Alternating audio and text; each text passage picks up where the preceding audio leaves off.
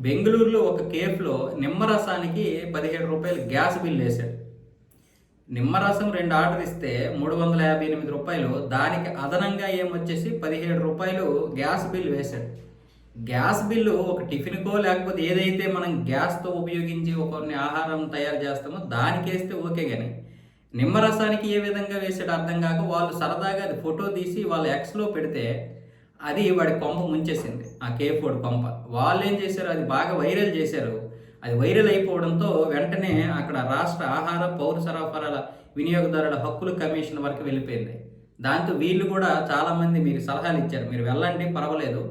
మీరు ఇలా కేసు వేయకపోతే ఇతరుల మీద దోచుకుంటారు వాళ్ళు అన్న విధంగా అంటే వీళ్ళేమొచ్చేసి అక్కడ ఫిర్యాదు చేశారు. దాంతో వాళ్ళు వెంటనే తాకీదు ఇచ్చారు ఇప్పుడు కేఫ్‌కి. అంటే ప్రతి ఒక్కడికి గ్యాస్ బిల్లు వేసేయవచ్చు ఇప్పుడున్న దాని ప్రకారం. అది డిఫాల్ట్‌గా వచ్చేసిందని చెప్తున్నారు వాళ్ళు. డిఫాల్ట్ ఎలాగొస్తది?